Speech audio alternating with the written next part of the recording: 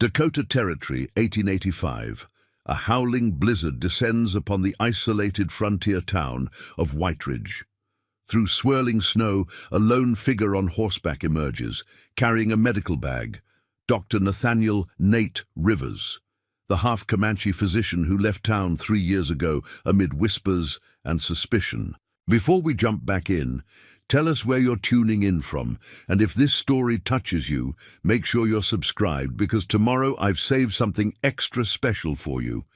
As the townspeople take shelter, word spreads that Rebecca Sullivan, the widowed schoolteacher who lives alone at the edge of town, hasn't been seen since before the storm hit. Dr. Rivers, hearing this news upon his unexpected return, doesn't hesitate. Despite the protests of the townsfolk who once shunned him, he ventures back into the deadly white wilderness to find her. What no one in White Ridge knows is that Nate and Rebecca share a painful secret from their past, one that drove him away and left her to face the town's judgment alone. Now, as he fights through the merciless storm to save her life, fate will force them to confront what they've buried, and the town will demand they make amends in the most unexpected way. The wind howled across the Dakota plains like a vengeful spirit, driving needles of ice before it. Dr. Nathaniel Rivers pulled his buffalo hide coat tighter around his tall frame and urged his exhausted paint horse forward through knee-deep snow. The animal's breath came in steaming plumes as they crested the ridge that overlooked White Ridge. 3 years, 3 long years since he'd laid eyes on this place. The town looked smaller than he remembered, a cluster of wooden buildings huddled against the vast white expanse of the prairie. Smoke curled from chimneys into the darkening sky, promising warmth he desperately needed after 2 days riding through the building storm. "Almost there, champion," he murmured to the horse, patting its frost-covered neck. "Just a little further." He hadn't planned to return to White Ridge. After what happened, he'd sworn never to set foot in the town again. But his grandmother's letter had reached him at the Cheyenne Reservation, where he'd been working as a physician. Martha Two Stars was dying, and she wanted to see her only grandson one last time. The irony wasn't lost on him. The town that had whispered behind his back about his Comanche blood now desperately needed the skills he'd learned at medical school back east.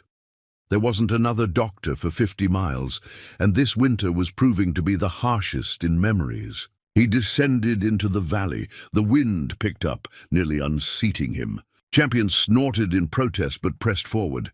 Nate could barely see 10 feet ahead through the white veil of snow. Night was falling fast, and with it the temperature. If they didn't reach town soon, they'd both freeze to death on the plains. The lights of White Ridge's main street finally emerged through the blinding snow. Nate guided Champion toward the livery stable, where a surprised stable boy nearly dropped his pitchfork at the sight of him. "Dr. Rivers, that really you?" Nate dismounted stiffly, his cold-numbed legs nearly buckling beneath him. "Hello, Tommy. You've grown." "Yes, sir. Near 2 feet since you left." The boy, almost a young man now, took Champion's reins. "Nobody expected to see you again, especially not in this weather. Grandmother sent for me." Nate retrieved his medical bag from the saddlebag. "How is she?" Tommy's face fell. "Not good, sir. Doc Peterson from Fort Benson came through last month, but there wasn't much he could do. Said it was just a matter of time." Nate nodded grimly, his dark eyes revealing nothing of the grief that tightened his chest. Martha Two Stars was the only family he had left. She'd raised him after his Comanche mother died, and his white father disappeared back east. She'd scraped together every penny to send him to medical school, believing education was his only path in a white man's world. "See that Champion gets a good rub down and extra feed," Nate said, pressing a coin into Tommy's palm. "He's earned it." "Yes, sir. You heading to the boarding house?" "After I check on grandmother." Tommy shifted uncomfortably. "You might want to. Stop by Haywood's store first. There's a town meeting happening on account of the storm. Sheriff might want to know you're back." The unspoken message was clear. His return wouldn't go unnoticed, or necessarily welcomed. I'll keep that in mind. Nate stepped out into the biting wind, pulling his hat lower over his face. The snow had already covered his tracks. Main Street was deserted except for a few horses tied outside Hayward's general store, their tails turned to the wind. Through the frosted windows, he could see a crowd gathered inside. He hesitated. The last time he'd faced the people of Whiteridge had been at a similar gathering, one that had ended with him being asked to leave town. But that was before Rebecca's husband died, before the rumors had been confirmed in the worst possible way. Rebecca. The name still caused an ache deeper than the cold could reach. Was she in there among them? Had she remarried, as he'd heard? The thought brought a bitterness he tried to push away. Before he could decide whether to enter, the door swung open. Sheriff Wade Cooper stepped out, followed by several men. They stopped short at the sight of Nate. "Well, I'll be damned," Cooper said, his hand instinctively moving to rest on his holstered pistol. "Nathaniel Rivers." "Sheriff." Nate nodded, his face impassive. "I'm here to see my grandmother." Cooper was older now, grey threading through his mustache, but his eyes were as sharp and suspicious as ever. "Martha's been asking for you." "Thought you might not make it before," he trailed off. "The storm caught me on the way. It's worse than I expected." "Worst in 20 years, said Elias Hayward, the storekeeper, stepping forward. Time had stooped his shoulders, but not softened his gaze. "That's what we were just discussing. We've got folks unaccounted for." Nate raised an eyebrow. "Unaccounted for?" "The Patterson family out at the North Creek haven't been heard from in 3 days, Cooper explained. "And Rebecca Sullivan didn't come in for supplies before the storm hit. Her place is isolated, and with James gone." The name hit Nate like a physical blow. Rebecca hadn't remarried after all. She was still Rebecca Sullivan, the widow of his childhood friend, the woman he'd loved in secret for years. "Has anyone checked on her?" Nate asked, keeping his voice level. "We were just organizing a search party for First Light if the storm lets up," Cooper said. "But it's too dangerous now. Visibility near zero and the temperature's dropping. No sense risking more lives." Nate looked toward the edge of town, where he knew Rebecca's small house stood beside the schoolhouse. The snow was already drifting higher than a man's waist in places. "How long has she been alone out there?" "School closed 3 days ago when the storm warnings came," Hayward said. "Rebecca was supposed to stay with the Millers in town, but she never arrived. Martha sent young Billy Miller to check yesterday morning, but he couldn't get through the drifts." The wind howled between the buildings, as if emphasizing the danger. Nate made a quick calculation. If Rebecca had been trapped in her home for 3 days without adequate supplies or firewood, "I need a fresh horse," he said. Cooper frowned. "What are you talking about?" Champion's exhausted. "I need a fresh horse to reach Rebecca's place." The men exchanged glances. "You can't be serious," Cooper said. "It's suicide to go out there now. We'll send men at First Light." "She might not have until First Light," Nate countered. 3 days in this cold, possibly without heat.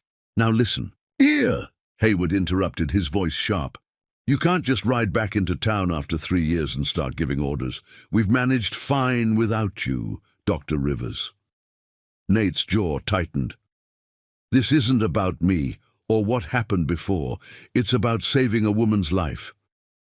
"A woman you have no right to concern yourself with," Hayward said pointedly. "Not after what happened with James." The old accusation hung in the frigid air between them. Nate felt the familiar anger rising, but forced it down. "I'm a doctor. Rebecca needs medical help. That's all that matters right now." He's right. The new voice belonged to Pastor William Clark, who had emerged from the store behind the others. The minister was new to town, arriving after Nate had left. "Whatever personal history exists, we cannot let Mrs. Sullivan perish if there's a chance to save her." Cooper sighed heavily, frost clouding around his face. It's your funeral, Rivers, but I won't have it on my conscience that I didn't try to stop you. I'll take that as your blessing, Sheriff." Nate turned to Tommy, who had been listening from the stable doorway. "I need your strongest horse, and any medical supplies you can spare," he added to Hayward. The storekeeper hesitated, then nodded curtly. "Come on, then." 10 minutes later, Nate was mounted on a sturdy grey stallion named Thunder, with a pack of supplies strapped behind the saddle. His medical bag was secured inside his coat to keep the medicines from freezing. A lantern swung from the saddle. Horn, though its light barely penetrated the swirling snow. Preparing and narrating this story took us a lot of time, so if you are enjoying it, subscribe to our channel. It means a lot to us. Now back to the story. The path to her place follows the creek, then branches east at the old oak, Cooper advised, handing Nate a loaded revolver. "If you get lost, find the creek again, and fire 3 shots if you need help. We might not hear you, but it's worth trying." Nate tucked the weapon into his belt. "I'll bring her back." "See that you do," Pastor Clark said quietly. "And Godspeed. Dr. Rivers." With a nod to the men, Nate turned the horse toward the eastern edge of town and urged it forward into the white void of the blizzard. The journey that should have taken 20 minutes stretched into an hour of grueling battle against the elements. The wind cut through Nate's layers of clothing, and ice formed on his eyelashes and beard. Several times he lost the path completely and had to backtrack to the creek, which was rapidly freezing over. His thoughts turned to Rebecca as he fought through another massive drift. He pictured her as he'd last seen her, standing on her porch, her honey-blonde hair catching the summer sunset, her eyes full of tears as she begged him not to leave. But the town had made its judgment. James Sullivan had died under Nate's care, and the whispers said it wasn't an accident, that the half-breed doctor had deliberately let his childhood friend die to clear the path to James's wife. The truth was far more complicated and far more painful. Finally, through the curtain of white, Nate spotted a faint glimmer. Rebecca's house, a small, neat structure built by James 5 years earlier when they'd married. The windows were dark. No smoke rose from the chimney. Fear gripped Nate's heart as he dismounted and tied Thunder to the porch railing. He pounded on the door, calling Rebecca's name. When no answer came, he tried the handle. Locked. Without hesitation, he broke the window beside the door, cleared the glass, and reached through to unlock it from inside. The interior of the house was as cold as the outdoors and completely dark.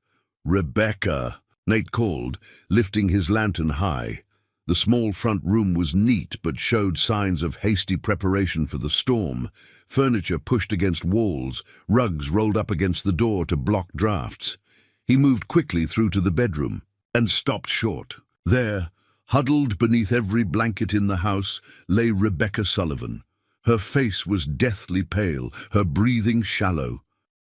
"Rebecca," he whispered, setting down the lantern and rushing to her side. He pressed his fingers to her neck and found a pulse, weak but present. Her eyelids fluttered at his touch. "James," she murmured. The name was like a knife to his heart. "No, Rebecca, it's Nate. Nathaniel Rivers." Her eyes opened fully then, clouded with fever but widening in recognition. "Nate, you came back?" "Don't try to talk." He began his examination, his doctor's training taking over. Her skin was cold, but her forehead burned with fever. Pneumonia, most likely. The fire had clearly gone out days ago, and the temperature in the house was dangerously low. "I need to get you warm," he said, more to himself than to her. "Then we need to get you back to town." "Can't move," she whispered. "Tried to get wood. Fell. My ankle." Nate gently uncovered her right leg.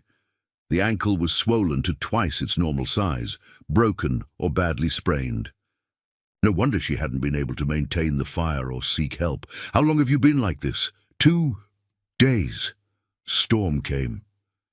So fast. Nate made a quick decision. He couldn't move her in this condition, not through the blizzard. First, he needed to warm the house and treat her fever. "I'm going to take care of you," he promised, "but I need to get a fire started first." He worked efficiently, gathering the remaining firewood from the back porch and kindling from the kitchen. Soon, a small blaze was growing in the hearth. He melted snow for water, then prepared a willow bark tea for her fever. From his medical bag, he retrieved quinine powder and mixed it into the tea. As the house slowly warmed, color began to return to Rebecca's cheeks. Nate carefully wrapped her injured ankle, which thankfully proved to be a severe sprain rather than a break. "Why did you come?" she asked finally, her voice stronger, but still weak. After everything, Nate busied himself rearranging the blankets. "I'm a doctor. You needed help." "The town, they wouldn't have sent you." "They didn't. I made the choice myself." Rebecca studied his face in the firelight. He was thinner than she remembered, with new lines around his eyes and mouth. His black hair, a legacy from his Comanche mother, was longer now, tied back at the nape of his neck. But his eyes were the same, deep, intelligent, and haunted. "I heard you were at the reservation." "I was. I came back because grandmother is dying." Grief flickered across Rebecca's face. "Martha, I visit her when I can. She's been kind to me, when others weren't." The unspoken hung between them. The scandal, the accusations, the truth they both carried. "Can you sit up?" Nate asked, changing the subject. "You need to drink more of this tea." He helped her into a sitting position, acutely aware of her proximity after so many years apart. Her hair, once the color of summer wheat, was dulled by illness, but still fell in waves around her shoulders. Even sick and injured, she was beautiful. "The storm's getting worse," she said after sipping the bitter tea. "You won't be able to go back tonight." "I'm not leaving you," Nate replied firmly. "Not until I know you're safe." Rebecca's blue eyes met his. Just like before, the words hung between them, heavy with meaning, just like before when he'd stayed by her side through the darkest night of her life, when they'd made a choice that had changed everything. "Rest now," Nate said gently. "We have a long journey ahead tomorrow if the weather allows." As Rebecca drifted into a more peaceful sleep, Nate stoked the fire and settled into a chair beside her bed. Outside, the wind screamed around the little house and snow continued to fall, sealing them together in a world cut off from judgment and the past. But Nate knew the isolation was temporary. Soon enough, they would have to face Whiteridge and the secret that had driven them apart 3 years ago. A secret that, if revealed, could destroy the fragile peace Rebecca had built in his absence. The blizzard had forced him back into her life. But what would happen when the storm cleared and the truth they'd buried threatened to resurface? Dawn broke reluctantly over Whiteridge, the pale light barely penetrating the curtain of falling snow. The blizzard had weakened overnight, but still maintained its grip on the Dakota Territory. In Rebecca Sullivan's small house, Dr. Nathaniel Rivers stirred from his uncomfortable vigil in the wooden chair, his neck stiff from the awkward position. Rebecca was sleeping more peacefully now, her breathing less labored than the night before. The fever had broken sometime in the early morning hours, a good sign that the pneumonia might be retreating. Nate checked her pulse, stronger, steadier. Her skin was warm, but no longer burning with fever.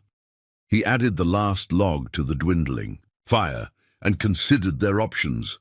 The storm had let up enough that they might make it back to town, but Rebecca's injured ankle complicated matters. Moving her would be difficult and potentially dangerous in these conditions. The sound of Rebecca stirring drew his attention back to the bed. "Good morning," she said softly, her voice hoarse but stronger than the previous night. "How are you feeling?" Nate asked, slipping easily into his physician's demeanor, Like I've been trampled by a buffalo herd, she admitted with a weak smile. But better than yesterday. Nate poured her a cup of water from the kettle he'd kept warm by the fire. Your fever's broken. That's a good sign. Rebecca took the cup with slightly trembling hands. Thank you for coming, for saving my life.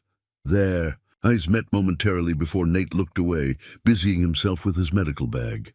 We're not out of danger yet. The fire's nearly out of wood and we need to get you back to town. Is it still snowing? Yes, but not as heavily. I think we could make it if we bundled you up properly. He hesitated. I'd need to carry you to the horse. Your ankle won't bear weight yet. A flush that had nothing to do with fever colored Rebecca's cheeks. I don't want to be a burden. You're not, Nate said firmly. Never that. The unspoken history between them filled the small room. Rebecca looked down at her hands, at the simple gold band she still wore 3 years after James's death. They'll talk, she said quietly. When you bring me back. People always talk. It's what they do best in small towns. You know it's more than that. Rebecca's blue eyes held his gaze steadily now. After what happened with James, I didn't let him die, Nate said, the words bursting from him with sudden intensity. 3 years of pent-up frustration colored his voice.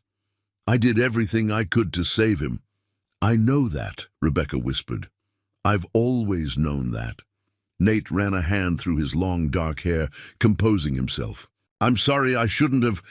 We've never really talked about it, have we? Rebecca pushed herself up to sit straighter, wincing slightly. About that night. About what happened after. Maybe this isn't the time. When would be better? When we're back in town, surrounded by people who drove you away, who still look at me like I'm... She stopped, tears welling in her eyes. Nate sat on the edge of the bed, his physician's instincts warring with the emotional distance he'd tried to maintain. Rebecca, they thought I was carrying your child, she said bluntly. When James died, I fell ill afterward. You remember how quickly the rumors spread. The memory was like an open wound. James Sullivan had been Nate's friend since childhood, one of the few white children who'd played with the half-Comanche boy without prejudice. When James married Rebecca, Nate had been genuinely happy for them, even as he silently nursed feelings. For the schoolteacher with the luminous smile. Then came the hunting accident. James, gored by a wounded buffalo, had been brought to Nate's clinic barely clinging to life. For 3 days and nights, Nate had fought to save him, Rebecca constantly at his side. On the 3rd night, delirious with exhaustion, they'd shared a brief, desperate embrace, a moment of human connection amid overwhelming grief. Nothing more had happened, but in a town eager for scandal, that moment had been twisted into something sordid. When James died the next morning, the whispers began. When Rebecca fell ill shortly after, from grief and exhaustion, not pregnancy, the whispers grew louder. By the time she recovered, half the town believed Nate had deliberately let James die so he could have Rebecca for himself. I should have fought harder, Nate said at last. I shouldn't have left you to face them alone. You had no choice. Sheriff Cooper made that clear. I had a choice. I could have stayed and faced their accusations, and been lynched by James's cousins. Rebecca shook her head. You did what you had to do, what Martha told you to do. Nate stood abruptly and moved to the window, scraping frost from the glass to peer outside. The snow's letting up. We should try to reach town before it starts again. Rebecca recognized the deflection but didn't press further. I'll need help dressing. Nate gathered her warmest clothes while steadfastly maintaining his professional demeanor. He helped her into a heavy woolen dress, then wrapped her in layers of shawls and blankets. Throughout the process, he was acutely aware of how fragile she felt beneath his hands, how the years of solitude had worn her down. You've lost weight, he observed clinically. Teaching doesn't pay much, she replied with a flicker of her old spirit. And gardening is difficult when half the town won't buy your vegetables. Nate frowned. They've shunned you? Not officially. But there are those who still believe—" She trailed off. It doesn't matter now, but it did matter. It mattered tremendously that this bright, gifted woman had been ostracized for a transgression that never occurred, condemned by gossip and ignorance. The same prejudice that had followed Nate his entire life had touched Rebecca too, simply because she'd stood by him in his darkest hour. When she was dressed, Nate carefully wrapped her injured ankle, then helped her into her boots. "I'm going to carry you to the horse. We'll ride double back to town." "There's something you should know first," Rebecca said, catching his arm. "Something I never told you before you left." The intensity in her eyes made him pause. "What is it?" James knew. "About my feelings for you." She swallowed hard. "He confronted me the day before the hunting trip. Said he'd seen how I looked at you. We argued terribly. It was the first real fight of our marriage." Nate stared at her, stunned. "Why are you telling me this now?" "Because if anyone in town ever found out, they'd think—" She couldn't finish the sentence. "That I had even more reason to let him die," Nate completed grimly. "That we both did." Rebecca nodded, tears spilling down her cheeks. "I've carried that guilt for 3 years, wondering if my feelings somehow caused what happened. If James was reckless on that hunt because of our fight." Nate knelt before her, taking her cold hands in his. "James's death was an accident, nothing more. You aren't responsible, and neither am I. Then why does it feel like I am? Why has God punished me all these years?" "God didn't punish you, Rebecca. People did." Nate squeezed her hands gently. "And people can be cruel when they're afraid or don't understand." A sudden gust of wind rattled the windows, reminding them of their precarious situation. Nate stood, decision made. "We need to leave now, while there's daylight." "Are you ready?" Rebecca nodded, wiping away her tears. "As ready as I'll ever be." Nate wrapped her in his buffalo hide coat, then lifted her into his arms. She was lighter than he expected, and he felt a surge of protectiveness as she instinctively curled against his chest. Outside, Thunder nickered nervously, stamping his hooves in the snow. "It's going to be cold," Nate warned as he carried her through the door. "Keep your face buried against me to protect from the wind." The journey back to Whiteridge was arduous. Though the snowfall had temporarily lightened, the wind still bit with Arctic teeth, and the drifts had grown even higher overnight.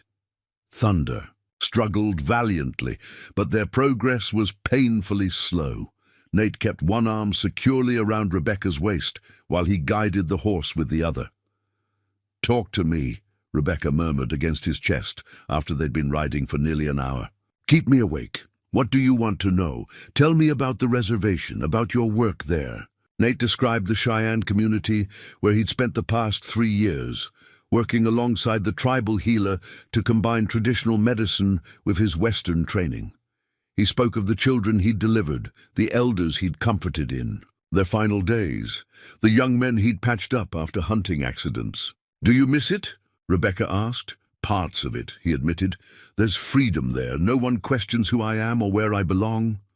"Unlike here, unlike anywhere, really. I'm always caught between 2 worlds." Rebecca was quiet for a moment, then said, "Martha was so proud when you went to medical school. She'd show anyone who visited your letters."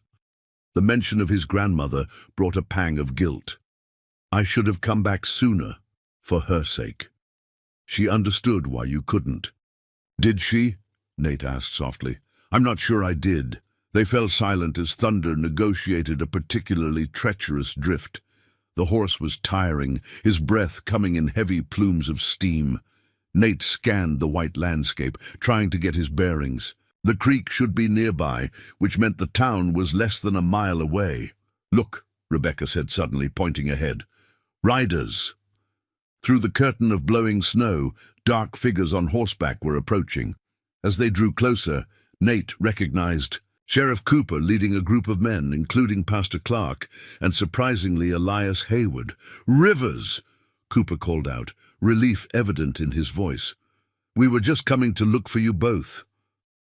Mrs. Sullivan needs immediate shelter and medical attention, Nate replied, all business. She has the beginnings of pneumonia and a sprained ankle. Pastor Clark urged his horse forward. Thank the Lord you found her in time. We feared the worst when the storm didn't break this morning.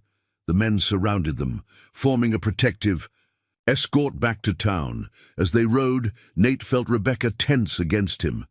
They're staring, she whispered. Let them, Nate replied, though he too felt the weight of their scrutiny. The image they presented, Rebecca wrapped in his arms, wearing his coat, would only fuel the old rumors.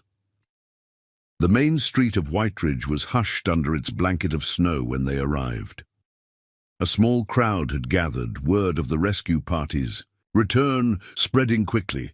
Nate saw faces pressed against frosted windows, watching as he carried Rebecca from the horse to the doctor's office, his grandmother's house, which had stood empty since his departure. Inside, Martha Two Stars lay in the back bedroom, too weak to rise but conscious enough to recognize her grandson's return.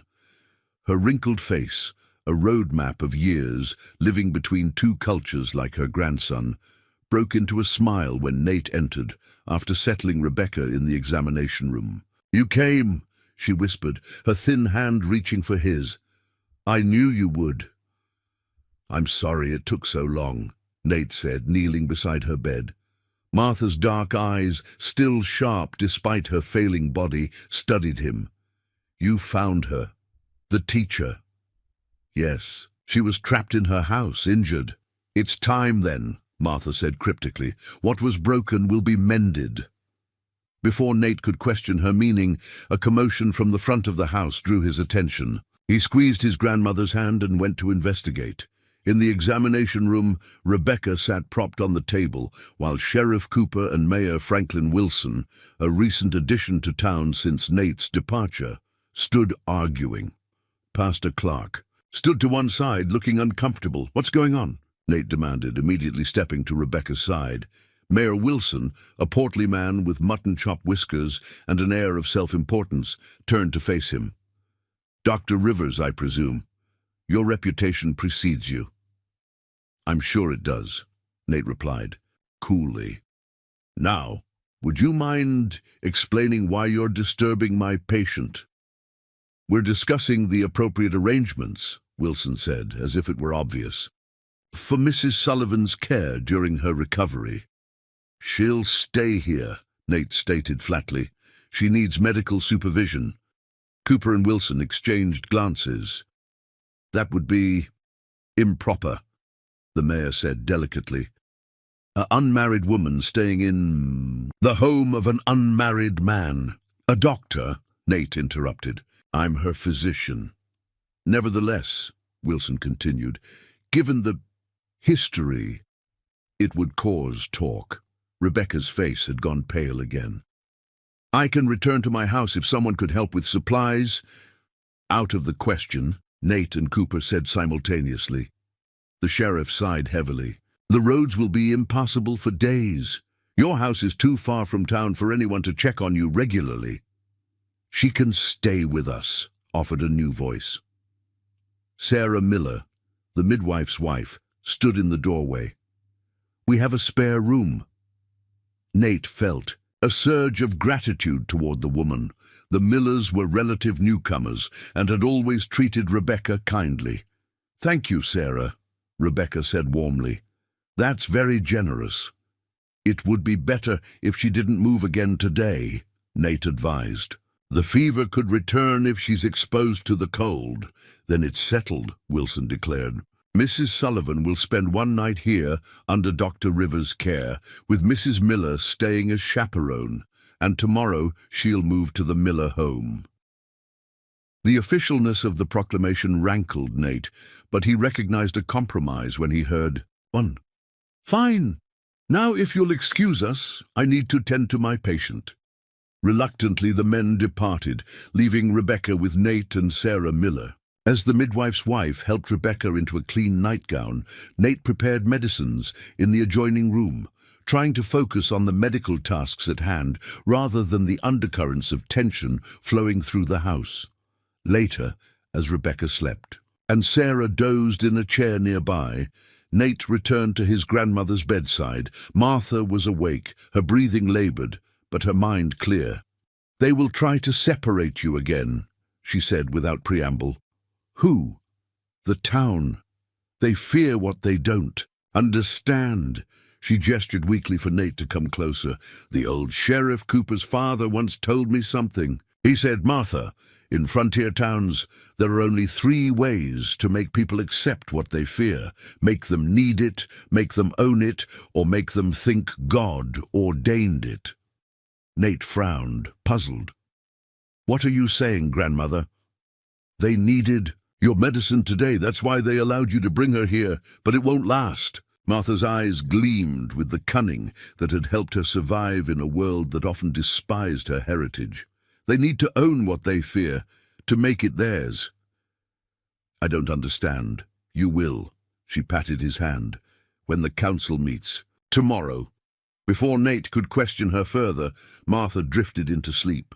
He sat beside her for a long time, watching the rise and fall of her chest, wondering what wheels his enigmatic grandmother had set in motion during his absence. In the grey light of afternoon, as the town of Whiteridge lay hushed beneath the snow, Nate felt the currents of change swirling around him like the wind outside, unpredictable, powerful, and impossible to resist. Morning arrived with unexpected brightness, the storm having finally exhausted itself overnight. Sunlight glinted off the vast white landscape surrounding Whiteridge, transforming the desolation into a glittering wonderland. The temperature remained bitter, but the cessation of wind and snow felt like a reprieve, allowing townspeople to emerge from their homes to assess the damage and begin digging out.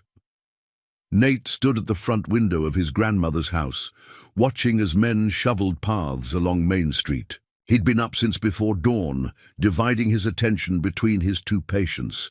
Rebecca's fever had not returned, a promising sign, though her ankle remained swollen and painful. Martha, however, had weakened further during the night. The tribal remedies Nate administered seemed to ease her discomfort, but he recognized the inevitable approach of death in her sunken eyes and labored breathing. "You should eat something," Sarah Miller said, appearing beside him with a steaming cup of coffee. The midwife's wife had proven herself a capable nurse, helping with both patients while maintaining a discreet silence about matters that didn't concern her. "Thank you." Nate accepted the cup gratefully. "How is Mrs. Sullivan this morning?" "Awake. And asking for you," Sarah replied with a small smile. "She's stronger today. Your medicines worked wonders." Nate nodded, relieved.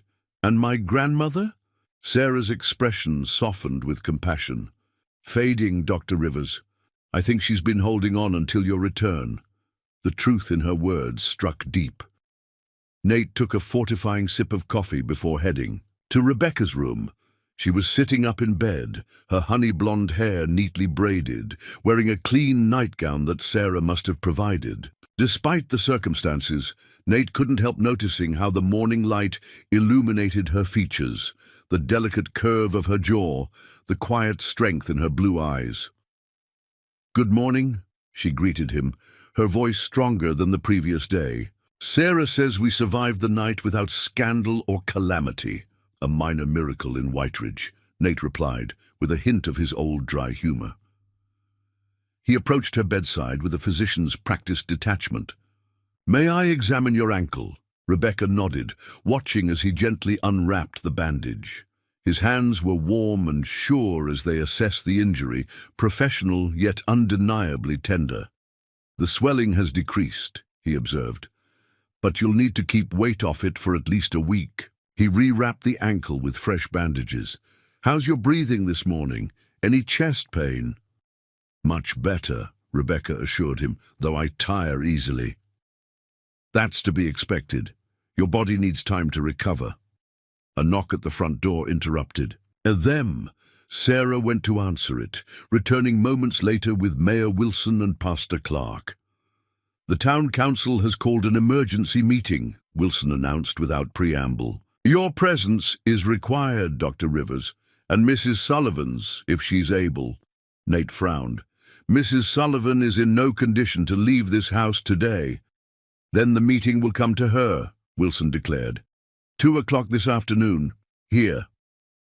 What is this about? Nate demanded. Pastor Clark stepped forward, his expression sympathetic but resolute. It concerns both of you, Dr. Rivers, and the future welfare of this town. After they departed, Rebecca turned worried eyes to Nate. What do you think they want? Nothing good, Nate replied grimly. The last time the council summoned me, I was asked to leave town. They wouldn't dare, Sarah said indignantly. Not after you saved Mrs. Sullivan's life. The whole town's talking about your bravery. Whiteridge has a short memory for heroics and a long one for scandal, Nate said. He turned to Rebecca. You should rest before they arrive. I need to check on my grandmother. In Martha's room, Nate found the old woman awake, her dark eyes tracking his movement as he entered. Despite her frailty, she projected an aura of dignified authority that had always commanded respect, even from those who disdained her Comanche heritage. The council comes, she stated, rather than asked. Nate nodded, taking a seat beside her bed. How did you know? I sent for them. A hint of mischief flickered in her eyes. Yesterday, while you were rescuing the teacher. You sent them? Why? Martha's wrinkled hand emerged from beneath the blankets, gripping his wrist with surprising strength. Because it is time to end this foolishness. Time for you to claim your place here. Grandmother, this town made it clear. They don't want me. This town needs you, she countered. They just don't know it yet. Her grip tightened. Listen to me, Nathaniel. I have lived among these people for 60 years. I know their hearts, their fears, their pride, their prejudice, Nate added bitterly. Yes, that too, Martha nodded. But I know something else. I know how to turn their fear into acceptance. She beckoned him closer, whispering her plan with the cunning of a lifetime spent navigating between two hostile worlds. As Nate listened, his expression shifted from disbelief to reluctant understanding. You can't be serious. Never more so, Martha replied. It will work, grandson. Trust the wisdom of your elders. Before Nate could argue further, Sarah appeared at the door. Dr. Rivers, there's something you should see. Outside, a steady stream of townspeople was approaching the house, each carrying something. Baskets of food, armfuls of firewood, jars of preserves, hand-knitted blankets. Sarah explained that word of Martha's condition and Rebecca's narrow escape had spread through town. These were offerings, not just for the patients, but for the doctor who had braved the blizzard. It seems not everyone holds a grudge, Sarah observed. Nate watched the procession with guarded surprise. Among the visitors were faces he recognized. Mrs. Patterson with her famous apple pies, Tom Jenkins, the blacksmith, hauling a cord of seasoned oak, even old Mr. Finch, who had once called Nate a savage behind his back, now solemnly presenting a bottle of fine whiskey for medicinal purposes. Most surprising was the arrival of Elias Hayward, the storekeeper who had been among Nate's most vocal critics 3 years ago. He came bearing not just supplies, but an awkward apology. What you did for Mrs. Sullivan? Well, it took courage, Hayward admitted gruffly. This town needs a doctor, always has. Perhaps we were hasty in our judgment before. Nate received the offerings with quiet dignity, neither accepting nor rejecting the implicit olive branch. Inside, Rebecca watched the procession from her window with a mixture of hope and trepidation. By 2 o'clock, the front room of Martha's house had been transformed into an impromptu council chamber. Rebecca, propped up on the settee with her injured ankle elevated, observed as the town's leading citizens filed in. Mayor Wilson, Sheriff Cooper, Pastor Clark, Elias Hayward, and 3 other council members. Sarah Miller remained at Rebecca's side, while Nate stood near the fireplace, his posture deliberately casual, yet alert. Martha had insisted on being present, and Nate had carefully carried her fragile form to a rocking chair where she sat wrapped. In blankets, her aged face impassive, but her eyes missing nothing. Mayor Wilson called the meeting to order with a pompous ceremony, outlining the extraordinary circumstances that had brought them together. Whiteridge finds itself at a crossroads, he declared. The worst winter in memory. Our only doctor gone these 3 years, and now Providence has returned Dr. Rivers to us in our hour of need. Nate's expression remained neutral, though he noted the mayor's convenient reframing of his forced exile as a voluntary absence. The question before us, Wilson continued, is what is to be done about the current situation. Which situation would that be, Mayor? Nate asked evenly. My grandmother's illness? Mrs. Sullivan's recovery? Or perhaps you mean my presence? In town, Wilson cleared his throat uncomfortably. All of those matters are of concern, Doctor, but primarily it is the matter of propriety that we must address. Pastor Clark leaned forward. What the mayor means to say, Dr. Rivers, is that while we are grateful for your heroism in rescuing Mrs. Sullivan, her continued presence in your home presents certain challenges to the moral fabric of our community. Rebecca's cheeks colored, but she held her head high. I fail to see how my receiving medical care constitutes a moral challenge, Pastor. It is not the care itself, but the circumstances, Wilson explained with exaggerated patience. A widowed lady residing in the home of an unmarried gentleman, regardless of his profession, invites speculation, especially given the history between you.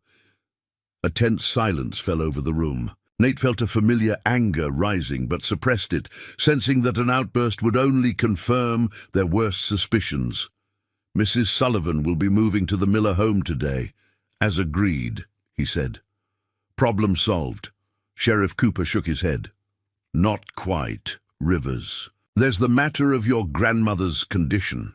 Mrs. Sullivan will need continued medical attention for some time. You'll be visiting her regularly, I expect. As her physician, yes. And there's the issue of your status in this town, Hayward added. If you intend to stay after... He glanced apologetically at Martha. After your family matters are resolved. Martha Two Stars chose this moment to speak, her voice frail but commanding. My grandson belongs here, she declared. This town needs a doctor, he needs a home. What stands between you? Appearances, Mrs. Two Stars, Wilson said delicately. Reputation, the good opinion of neighboring communities. Pride, Martha corrected bluntly. Fear, the same fear that has always haunted the relationship between your people and mine. An uncomfortable shifting rippled through the council members. Pastor Clark broke the tension with a conciliatory tone. Perhaps there is a solution that would satisfy all concerns, he suggested, a way to ensure Mrs. Sullivan receives the care she needs while preserving the moral standards of our community, and a way to welcome Dr. Rivers back to Whiteridge with clarity regarding his position. Nate and Rebecca exchanged glances, both sensing the direction of the conversation. What solution would that be, Pastor? Rebecca asked quietly. Marriage. Clark stated simply, if you and Dr. Rivers were to marry, all questions of propriety would be resolved.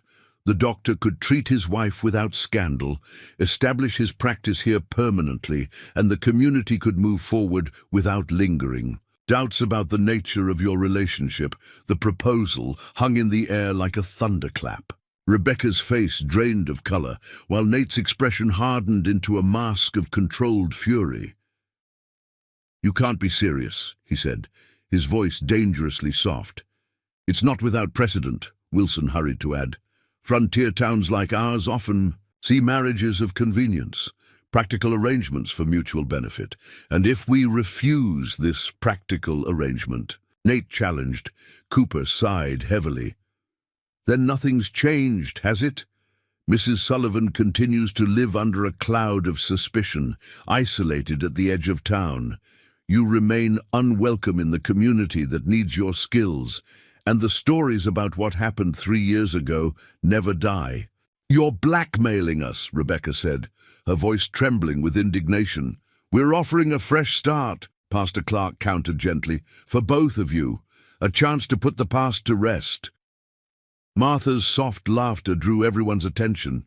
You think yourselves so clever, she said, amusement evident despite her weakness, proposing exactly what I knew you would. Mayor Wilson blinked in confusion. I'm not sure I understand, Mrs. Two Stars. No, you wouldn't. Martha beckoned to Nate, who reluctantly knelt beside her chair. She whispered something in his ear that made his eyes widen briefly before his expression settled into resignation. The council's proposal is not without merit, Nate conceded finally, surprising everyone. But I have conditions. Conditions? Wilson sputtered. First, I will re-establish my medical practice here, serving all patients regardless of race or standing.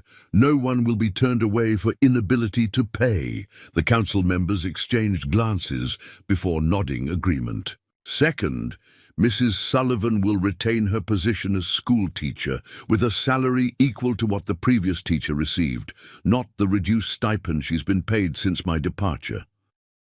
Rebecca stared at him in astonishment. How had he known about her salary reduction? And third, Nate continued, the town will grant us the Taylor property on the north side, the old homestead with the orchard. It stood empty for years, and it's far enough from town to give us privacy, but close enough for medical emergencies. That's prime land, Hayward objected. Worth considerable money. Consider it my payment for 3 years of withheld services, Nate replied evenly. A dowry, if you will, from the town that drove me away, and now finds it needs me back. A tense silence followed, as the council members conferred in hushed tones. Finally, Wilson nodded reluctantly. Your terms are acceptable, Doctor.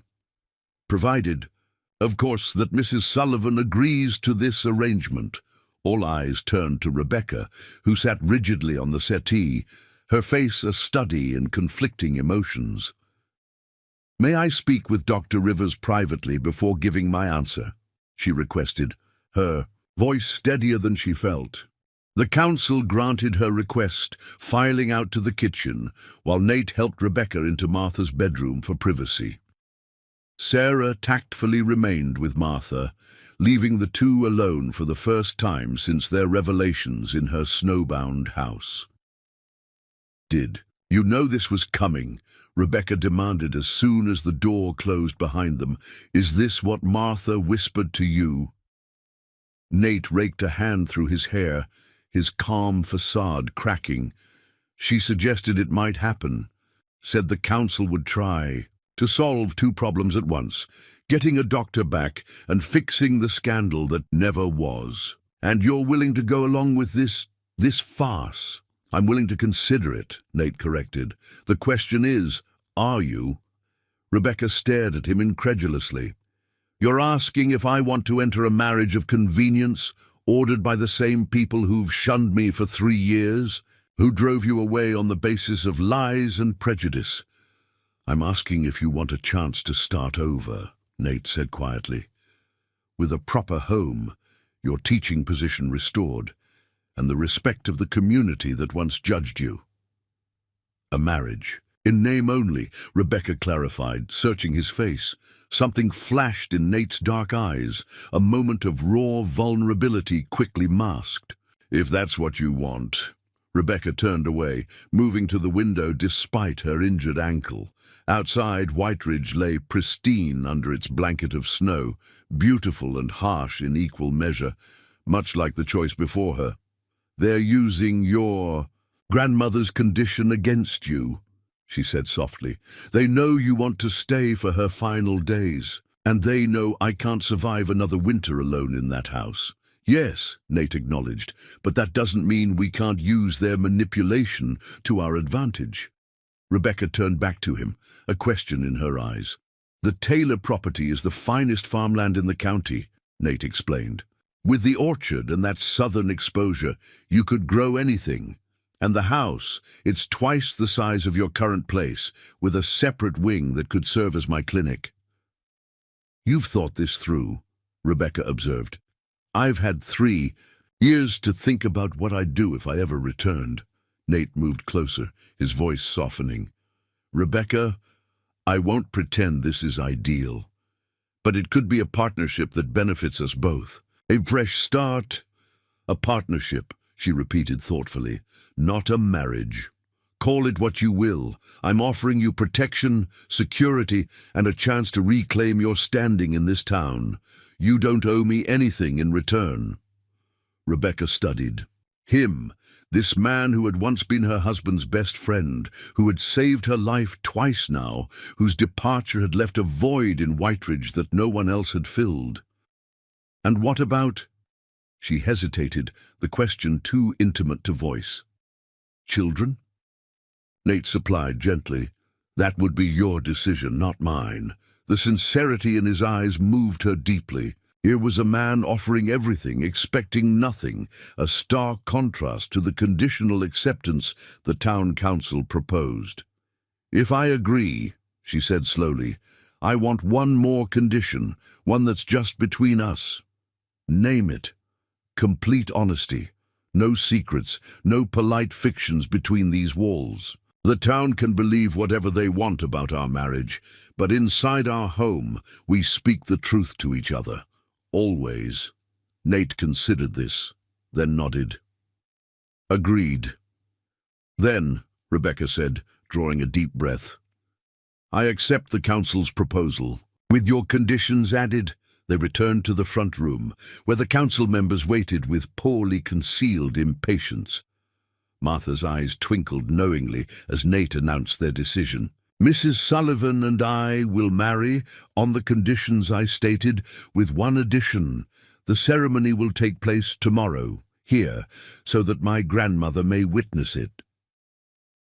Pastor Clark started to object to the haste, but one look at Martha's frail form silenced him. Very well, I'll perform the ceremony at noon tomorrow. As the council members departed, satisfied with their solution to Whiteridge's moral dilemma, Martha beckoned Rebecca to her side. You think you're entering a marriage of convenience, the old woman whispered, clasping Rebecca's hand. But the winds that blow across these plains carry more than snow and cold. They carry destiny. Her knowing smile held centuries of female wisdom. Sometimes, child, the most convenient path is the one your heart has always sought.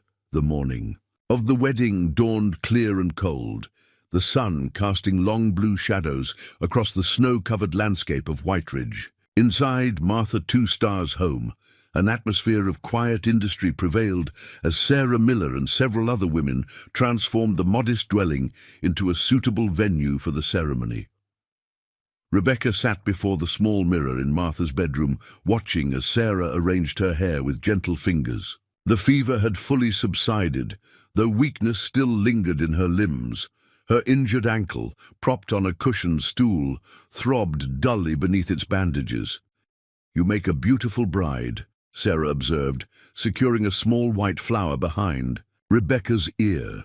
Even on such short notice, Rebecca managed a wan smile, a bride without a wedding dress, without family, marrying to satisfy a town council's demand for propriety. How beautiful indeed. Nonsense, came Martha's voice from the bed. The old woman had weakened further overnight, but her spirit remained indomitable. You have a dress, mine, and you have family, me. Rebecca turned toward her in surprise. Martha gestured toward the cedar chest at the foot of her bed. Open it, she commanded. Bottom layer, wrapped in muslin. Sarah helped Rebecca to the chest, where they discovered a carefully preserved wedding dress of remarkable quality. The ivory silk, though yellowed with age, still gleamed in the winter light streaming through the window. The design was elegant yet simple, with delicate beadwork adorning the bodice. "It was mine," Martha explained, "from when I married Nathaniel's grandfather. A gift from the missionary's wife who taught me to read." Rebecca lifted the dress reverently. "It's beautiful, but are you certain you want me to wear it? Who else would I save it for?" Martha's dark eyes held a lifetime of wisdom.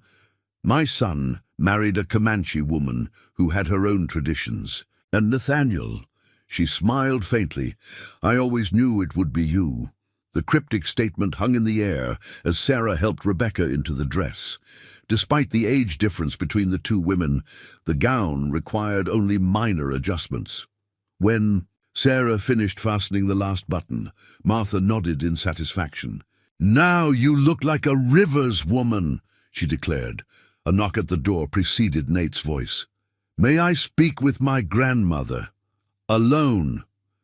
Rebecca and Sarah withdrew to the front room, leaving grandmother and grandson in private conversation. The main room of the house had been rearranged to accommodate the ceremony. Fresh pine boughs decorated the mantelpiece, their fragrance filling the air.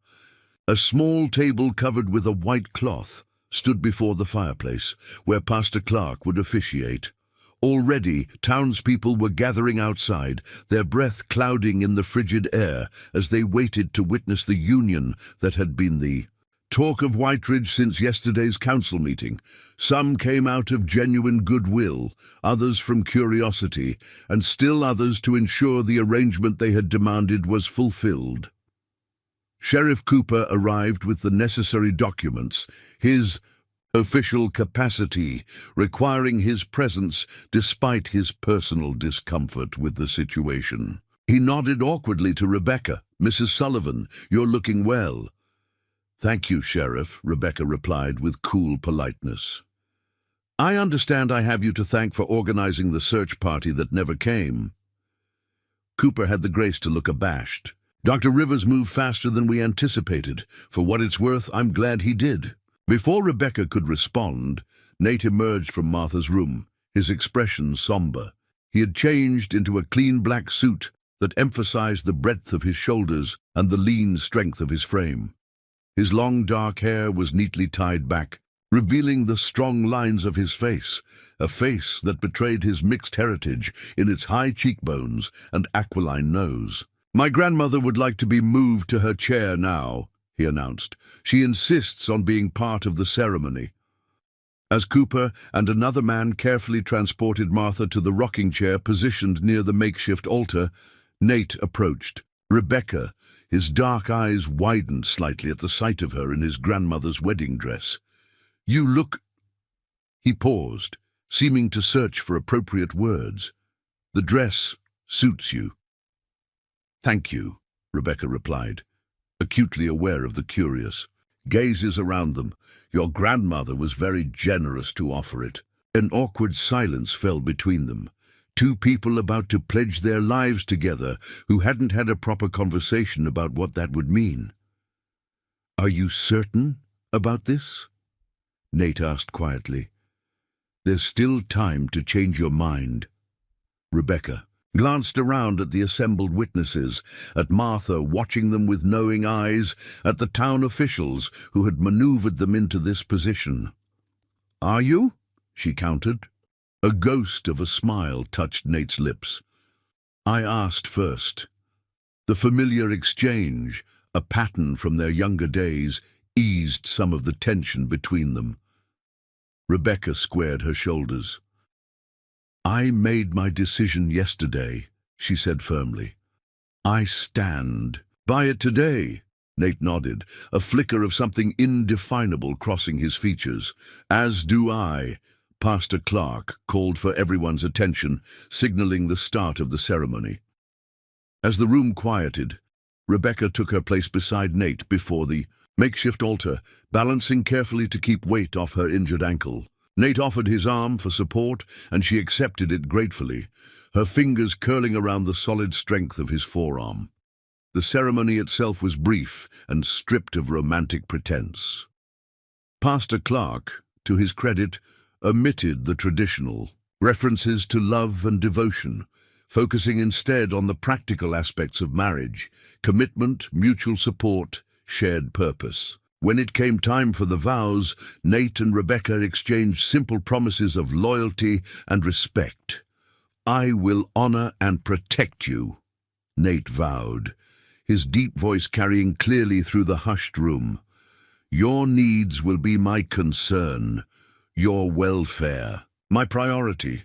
I will stand beside you," Rebecca responded. "Your burdens will be mine to share, your home mine to tend." No mention of love, no flowery declarations, just the honest commitment of two people entering a partnership born of necessity, but founded on mutual respect. When Pastor Clark pronounced them husband and wife, Nate hesitated only momentarily, before bending to place a chaste kiss on Rebecca's lips, their first physical contact beyond his medical ministrations. The brief touch sent an unexpected warmth through Rebecca's body, reminding her that beneath the practicality of their arrangement lay more complicated emotions neither had acknowledged. A smattering of applause broke the moment. Mayor Wilson stepped forward with the marriage certificate, which Sheriff Cooper witnessed with his signature. The Taylor property deed was presented next, freshly amended to include both their names. "The town of White Ridge wishes you both happiness and prosperity," Wilson intoned with practiced political smoothness, "and welcomes the return of medical services to our community." Martha beckoned the newlyweds to her side. Her breathing had become more labored during the ceremony, but her eyes remained clear and determined. "Bend down," she instructed Nate. When he complied, she removed a leather cord from around her neck, a small medicine pouch that he knew contained sacred herbs and objects from her Comanche heritage. "This protected me through many winters," she said, placing it around his neck. "Now it will watch over your new beginning." To Rebecca, she extended a weathered hand. "Come closer, daughter." When Rebecca leaned in, Martha whispered something in her ear that brought a flush to the young woman's cheeks. Whatever the message, Rebecca nodded solemnly before straightening. The modest wedding feast that followed was a community affair, with each family contributing what they could from winter stores. Tables were set up in the dining room and front parlor, creating a surprisingly festive atmosphere given the circumstances. Children darted between adults' legs, excited by the rare social gathering in the depths of winter. Rebecca observed it, all from her seat near the fireplace where Nate had insisted she rest her ankle. The town's reaction to their marriage fascinated her. The same people who had shunned her for years now approached with congratulations and gifts, as if the ceremony had somehow absolved her of imagined transgressions. Elias Hayward presented them with a fine set of dishes. "For your new home," he explained awkwardly. "My late wife always said a marriage needs proper china to feel established." The Millers offered preserved fruits from their root cellar. Mrs. Patterson brought quilts she had apparently been working on since hearing of the arrangement. Even James's cousins, the Sullivans, who had been among Nate's harshest critics, grudgingly presented a hand-carved rocking chair. "James would want you to be provided for," his eldest cousin mumbled to Rebecca, pointedly ignoring Nate beside her. Throughout the afternoon, Nate divided his attention between his new wife, his ailing grandmother, and the steady stream of townspeople, who suddenly recalled medical complaints they needed his opinion on. He handled each with the same quiet competence, never revealing the emotional strain of the day. As the winter sun began its early descent, Martha's condition deteriorated noticeably. Nate discreetly cleared the house of visitors, thanking them for their attendance with a diplomacy Rebecca hadn't known he possessed. When only Sarah and her husband remained to help with the cleaning, Nate carried his grandmother back to her bed. Rebecca followed, moving carefully on her injured ankle. In the quiet of the bedroom, Martha's labored breathing filled the air.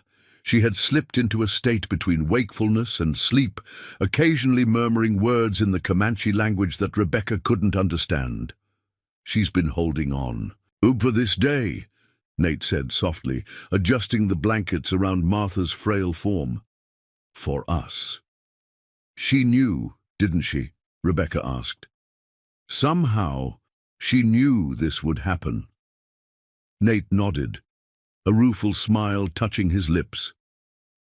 Grandmother has always seen, more clearly than others. She told me once that some paths are written in the stars long before we recognize them ourselves. Martha stirred, her eyes opening to focus on the newlyweds standing side by side. The circle, she whispered. It closes now. Rest, grandmother. Nate soothed, taking her hand. Martha shook her head weakly. I have seen what I needed to see. Her gaze moved to Rebecca. Remember what I told you. Rebecca nodded, her throat tight with emotion for this remarkable woman who had welcomed her without judgment, who had orchestrated a solution that gave both Nate and Rebecca a chance at redemption in the eyes of Whiteridge. We'll leave you to rest, Rebecca said, leaning down to kiss the old woman's papery cheek. No. Martha's voice was suddenly stronger. Stay together, both of you. Let me see you together as night falls. Outside, the winter twilight was painting the snow-covered landscape in shades of lavender and indigo. Inside, the lamp cast a golden glow over the bedroom, as Nate and Rebecca sat beside Martha's bed, watching as her breathing gradually slowed and the lines of pain in her face eased. She's not in pain now, Nate murmured. The medicine is working. Rebecca reached across the bed to take his hand, offering what comfort she could. His fingers closed around hers, warm and strong, as they kept their vigil in the gathering darkness. It was well past midnight when Martha Two Stars drew her final breath. The passing was peaceful, a gentle sigh as her spirit released its hold on a body that had served her well through 8 decades of frontier life. Nate bent his head, shoulders shaking with silent grief. Rebecca moved to his side, her arms encircling him instinctively.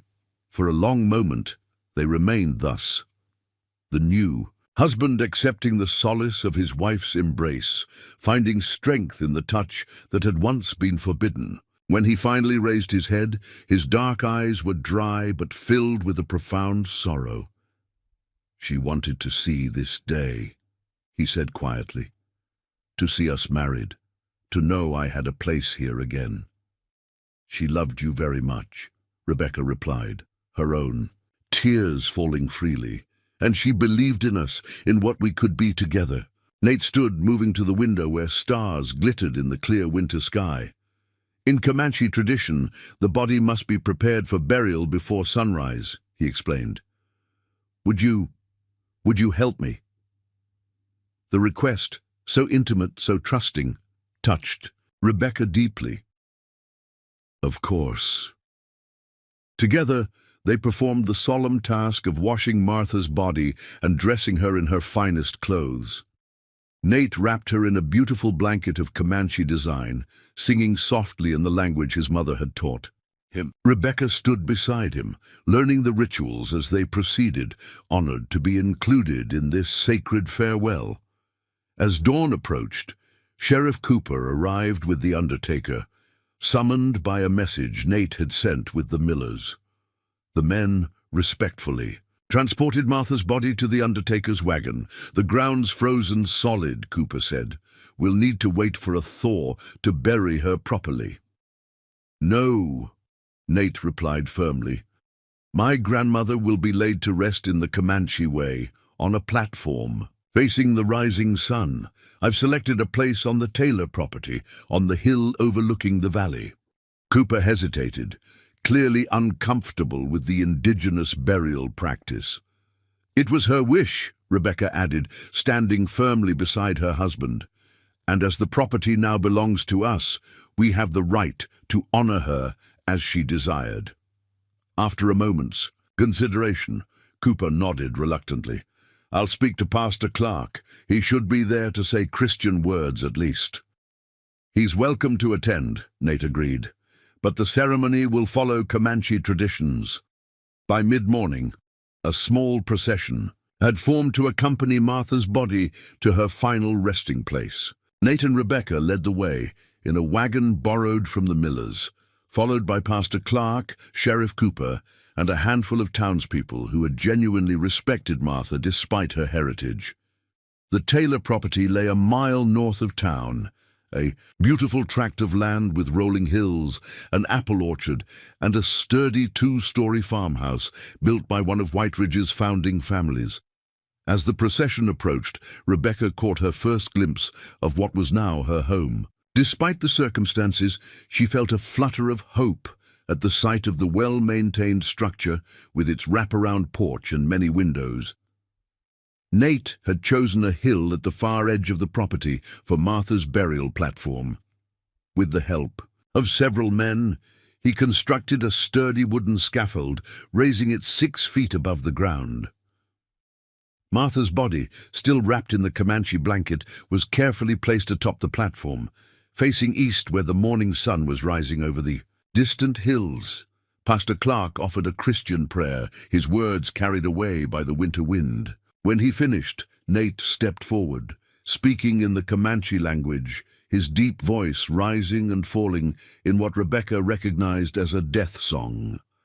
The raw emotion in his voice transcended the language barrier, communicating a profound grief and reverence that moved even those who had once disparaged Martha's heritage. When the song ended, Nate turned to the assembled mourners. "My grandmother lived between 2 worlds," he said in English. "She honored both, finding wisdom in different traditions.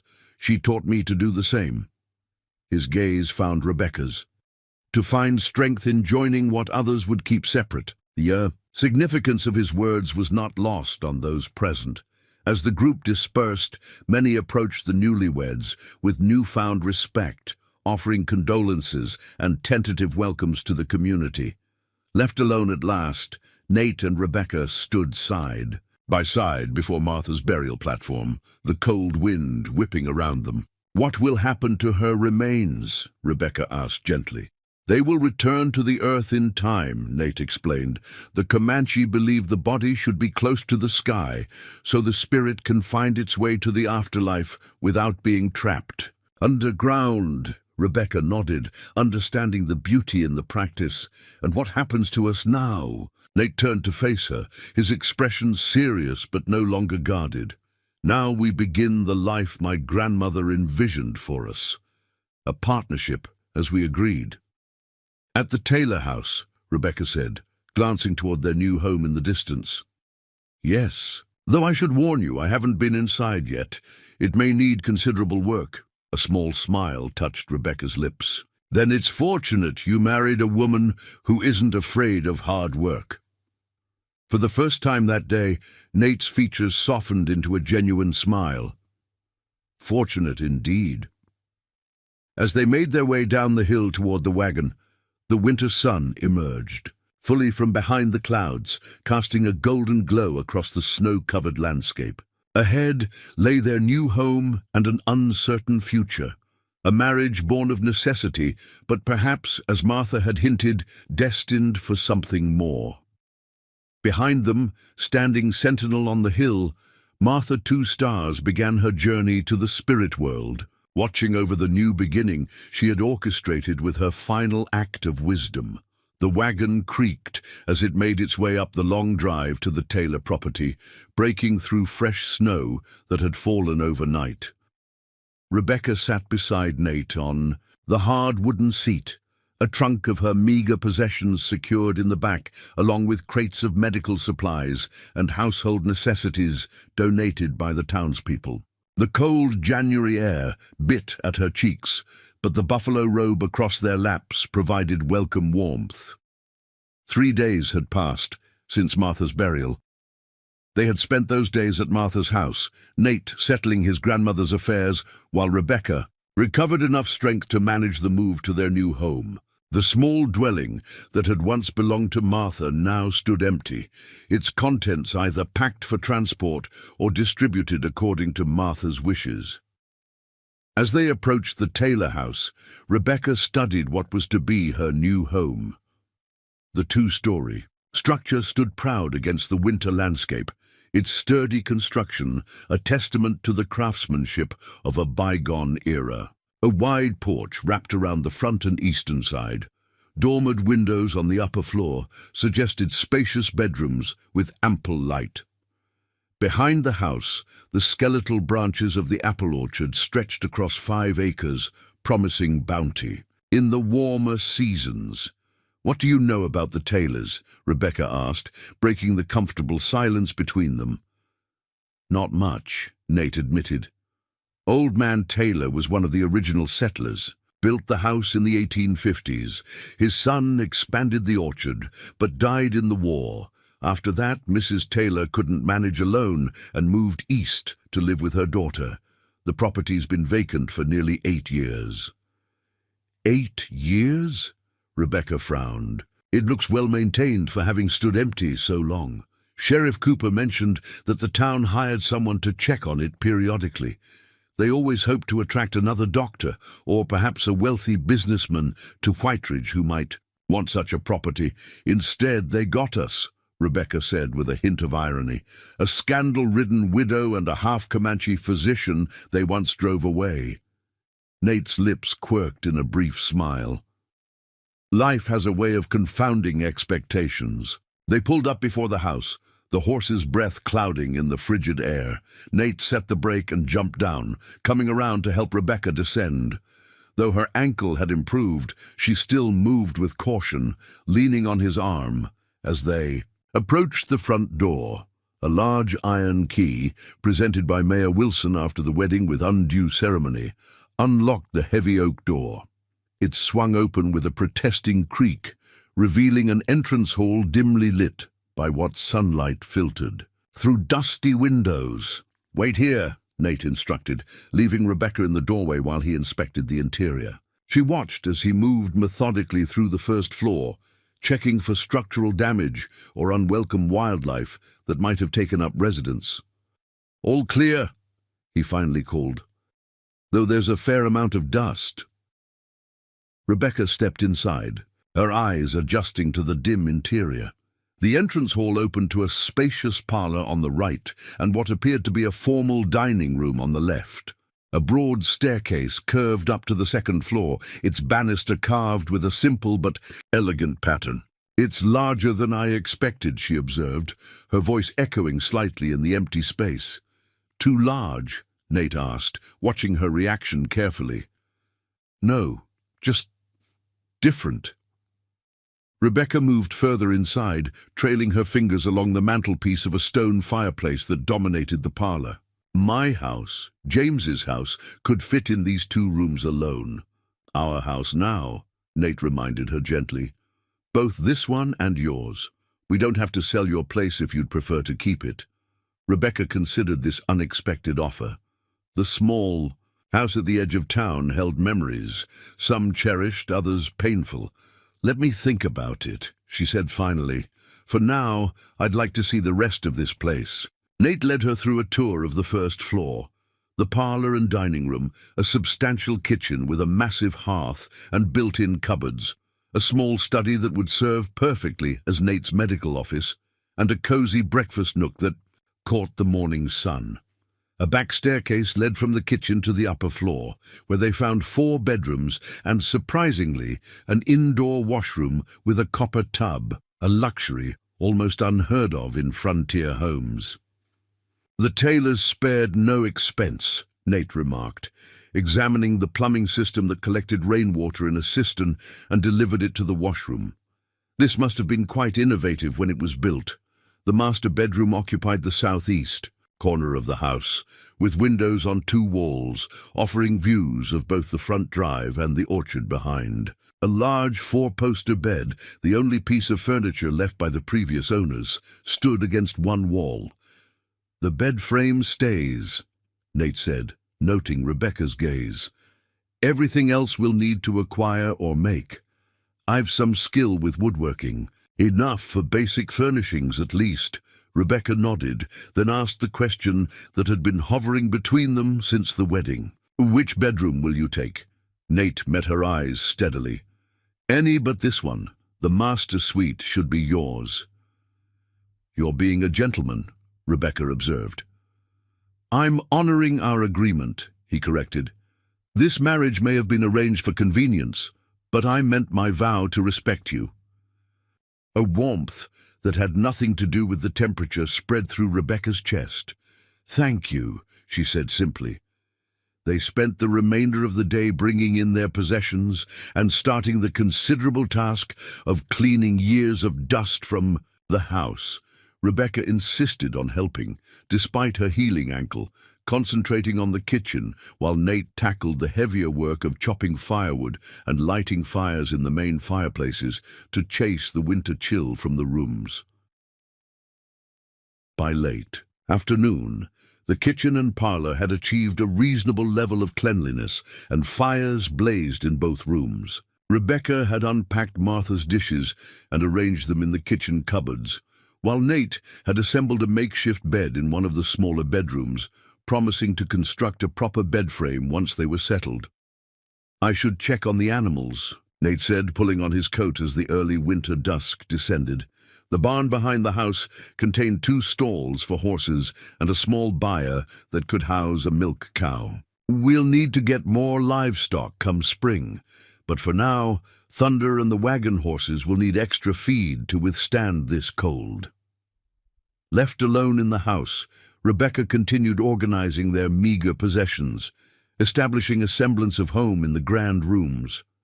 As darkness fell completely, she lit the oil lamps they had brought from Martha's house, their warm glow transforming the unfamiliar space into something more welcoming.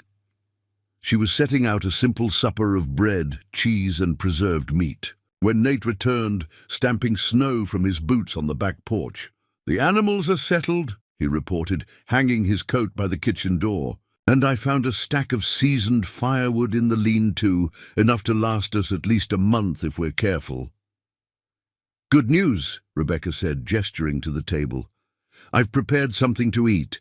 It's not much, but it's perfect," Nate assured her, washing his hands in the basin she had set out. "I didn't expect a proper meal our first night here." They ate in companionable silence, both tired from the day's exertions, but pleased with their progress. The simple food tasted better than it should have, perhaps enhanced by the satisfaction of establishing their own household. "I've been thinking," Nate said as they finished the meal, "about how best to set up my medical practice here. The study would make an excellent examining room," Rebecca suggested. "It has its own entrance from the side porch, so patients wouldn't need to come through the main house." Nate nodded, impressed by her practical thinking. "Exactly what I was considering, and there's the small room adjacent that could serve as a waiting area." He hesitated, then added, "Would you be opposed to me converting one of the upstairs bedrooms into a recovery room for patients too ill to return home immediately?" "Of course not," Rebecca said without hesitation. "This house is meant to serve both our purposes. You need space for your practice, just as I'll need an area to prepare lessons for school." About that, Nate leaned forward, his expression serious. "The school board meets next week to formally reinstate you at your full salary, as per our agreement with the town council. I'd like to accompany you to that meeting, if you'll permit it." Rebecca considered this, appreciating his respect for her independence even as he offered support. "I would welcome your presence," she admitted. "There are certain members of the board who may be reluctant to honor the agreement." Nate's dark eyes hardened slightly. "Then they'll answer me. The town made promises to secure my services. As a physician, they will keep them." The protective edge in his voice stirred something in Rebecca, a feeling long dormant since James's death. Not dependence, but partnership. The knowledge that for the first time in 3 years she did not stand alone. After supper, they moved to the parlor where the fire had warmed the room to a comfortable temperature. Rebecca took a seat in one of the 2 chairs they had brought from Martha's house, while Nate added another log to the flames. "We should make a list," Rebecca suggested, "of what we need most urgently. Furnishings, supplies, equipment for your practice. Agreed. Nate took the other chair. Though we should be prepared for limited options until the spring thaw allows wagons through from Fort Benson. We can make do until then, Rebecca said confidently. Between what we have and what can be bartered for in town, we'll manage. Nate studied her in the firelight, admiration evident in his gaze. You've always been resilient, Rebecca. Even when the town turned against you, you never surrendered your dignity. The unexpected praise brought color to her cheeks. I had little choice. Surrendering wasn't an option, not if I wanted to keep teaching. You had choices, Nate countered. You could have left Whiteridge, started fresh somewhere your reputation hadn't been tarnished. Many would have. Rebecca looked into the fire, considering his words. Perhaps, but this place, despite everything, it's home. The children needed a teacher who cared for them, not just the position. And now, do you still consider it home, even after how they treated you? I'm beginning to, she said thoughtfully, especially now that... She trailed off, unsure how to articulate the change in her circumstances. Now that you're no longer alone, Nate suggested quietly. Rebecca nodded, meeting his gaze. Yes, though our marriage may not be conventional, there's comfort in sharing burdens. A comfortable silence settled between them, broken only by the crackling of the fire. Outside, the wind had picked up, whistling around the eaves of the old house. The sound made Rebecca grateful for the solid walls and warm hearth, and for the man who sat across from her, his presence a silent reassurance. It's getting late, Nate observed finally. You should rest. Your body is still recovering. Rebecca nodded, suddenly aware of the fatigue that had settled into her bones. You're right. It's been a long day. Nate insisted on checking her ankle. Before she retired, his touch clinical yet gentle as he examined the fading swelling. Healing well, he pronounced, but continued to minimize walking for another few days. Yes, doctor, Rebecca replied with a small smile, accepting his help to rise from the chair. At the foot of the stairs, she paused. Good night, Nate, and thank you for all of this. Her gesture encompassed not just the house, but everything. His return to Whiteridge, the rescue from the blizzard, the marriage that had restored her standing in the community. You don't need to thank me, he said simply. We're in this together now. As Rebecca climbed the stairs to the master bedroom, she reflected on the strange path that had led her to this moment. 3 weeks ago, she had been a widow, struggling to maintain her independence in a community that had judged her harshly.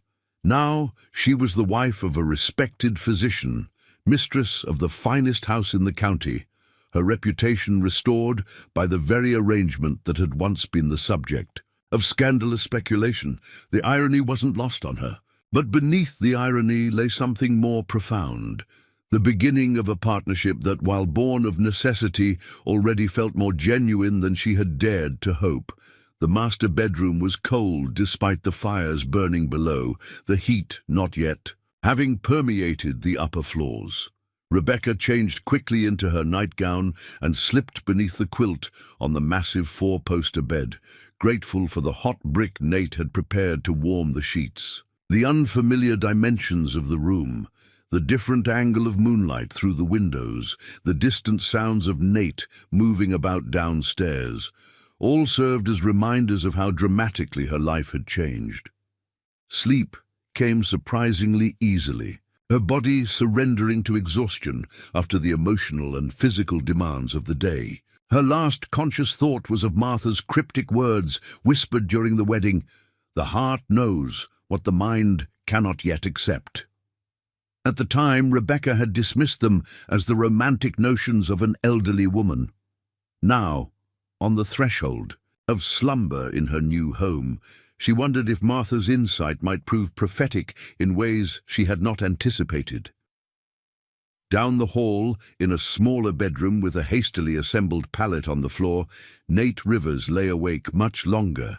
The events of the past weeks played through his mind like scenes from a story he'd heard rather than lived. The frantic ride through the blizzard, finding Rebecca near death, his grandmother's machinations, the town council's ultimatum, the wedding, Martha's peaceful passing, and now this new beginning in a house grander than any he had ever expected to call home. He thought of Rebecca sleeping in the master bedroom, of the quiet strength she had shown throughout their unconventional courtship and marriage. Despite everything she had endured, the loss of her husband, the cruel gossip, the isolation, she had maintained a grace and resilience that humbled him. Their marriage might have been arranged for practical reasons, but Nate found himself hoping it might evolve into something more genuine with time. Not the passionate romance of youthful fantasy, perhaps, but a true partnership built on mutual respect and shared purpose. With that hope warming him more effectively than any fire, Nate finally drifted into sleep, lulled by the winter wind, singing around the eaves of the house that now sheltered both physician and schoolteacher, the half-Comanche doctor and the widow who had been forced to marry, yet might just find something precious in their unusual union.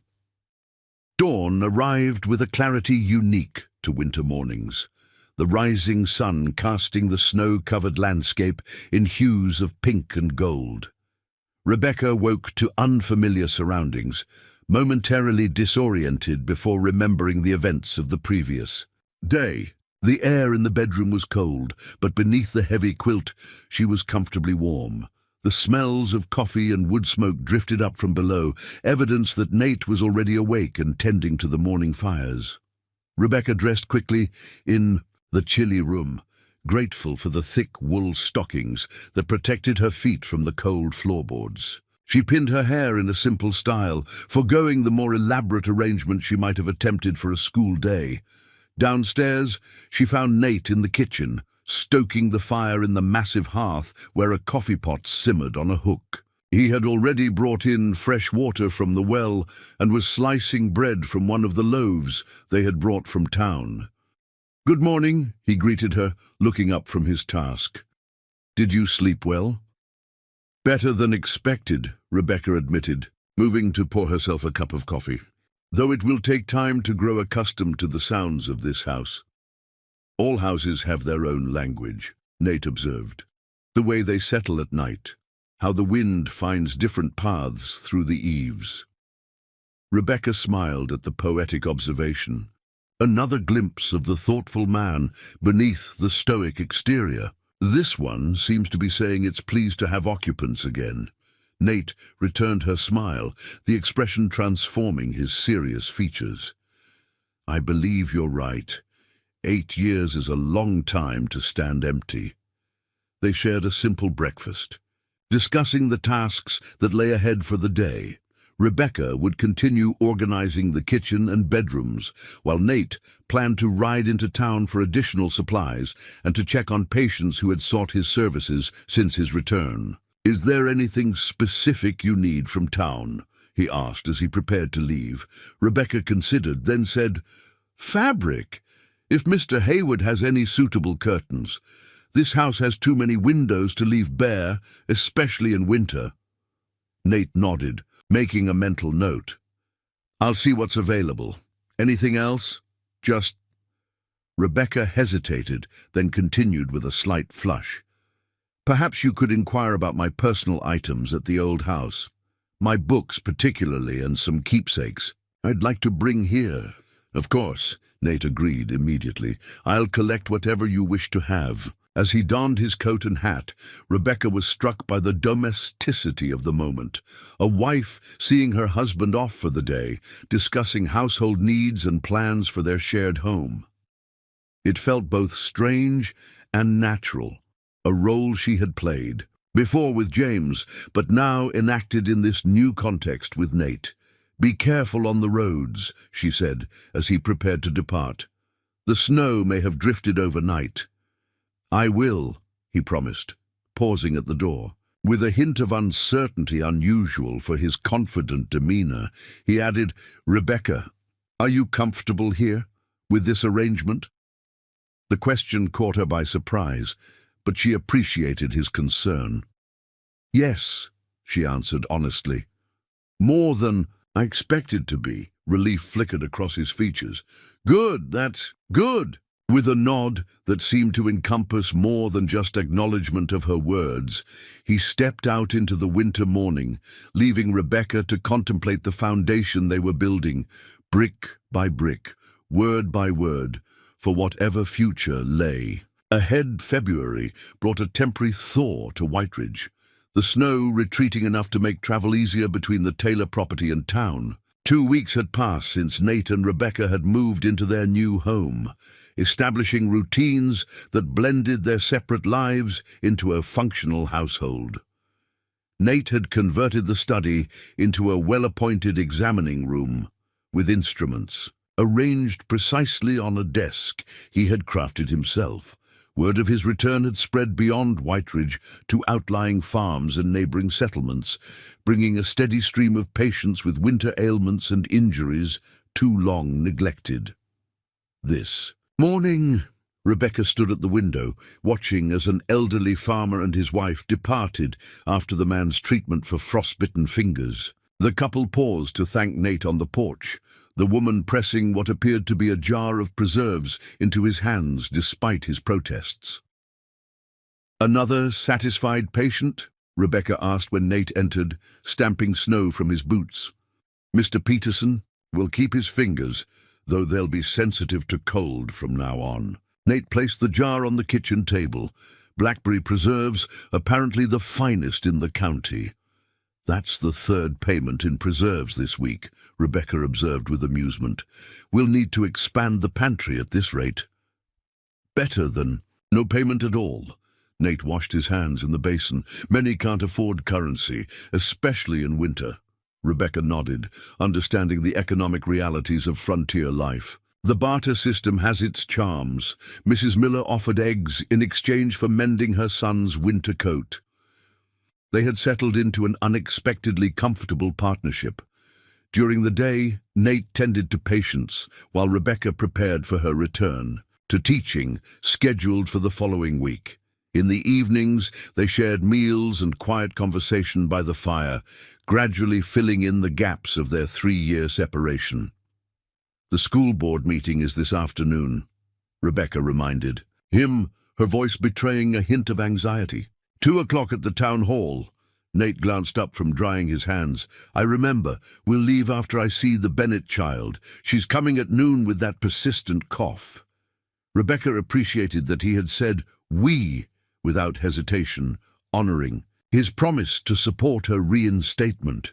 Though most of the town had accepted their marriage with surprising equanimity, certain influential members remained skeptical, particularly on the school board. At 1:30, they set out for town. In the cutter sleigh, Nate had purchased second-hand from the miller. Rebecca sat beside him, wrapped in furs against the February chill, her teaching portfolio clutched tightly in gloved hands. Nervous energy radiated from her usually composed demeanor. "They can't refuse you," Nate said, correctly interpreting her tension. "The agreement was clear, and you're the most qualified teacher in the county." "Qualifications haven't always mattered when set against prejudice," Rebecca replied. "Harold Wagner has opposed me from the beginning. His daughter was in my class when everything happened." Nate's jaw tightened. "Wagner's opinion is irrelevant. Mayor Wilson and Sheriff Cooper witnessed our agreement with the town council. They'll honor it." His confidence buoyed her spirits as they arrived at the town hall, a modest building that served multiple civic functions. Several horses and sleighs were already tethered outside, including Harold Wagner's distinctive bay gelding. Inside, the school board members were assembled around a long table. Wagner, the wealthy cattle rancher whose financial contributions gave him outsized influence, Mrs. Abernathy, the minister's widowed sister, Michael O'Donnell, the railway station master, and 2 newer members Rebecca didn't recognize from before her ostracism. Mayor Wilson sat at the head of the table, with Sheriff Cooper standing nearby, their presence a tacit reminder of the town's official endorsement of the proceedings. "Dr. and Mrs. Rivers," Wilson greeted them with political cordiality. Please, be seated." Rebecca noted the use of her married name, a subtle but significant acknowledgement of her changed status. She took the offered chair, Nate settling beside her with the watchful alertness she had come to recognize when he felt protective. "We're here to discuss Mrs. Rivers' reinstatement as Whiteridge's schoolteacher," Wilson began, "as agreed during the town council meeting last month. With all due respect, Mayor," Harold Wagner interrupted, his florid face betraying his displeasure. "That agreement was made under duress, with a blizzard raging, and Mrs. Sullivan, Mrs. Rivers, in need of medical attention. Cooler heads should prevail now in determining who shapes our children's minds." "The agreement stands, Mr. Wagner," Sheriff Cooper stated firmly. "Dr. Rivers fulfilled his part by establishing his practice here. The town must honor its commitment. Furthermore," Mrs. Abernathy added unexpectedly, "Mrs. Rivers' qualifications have never been in question. She holds a proper teaching certificate and has demonstrated excellence in the classroom."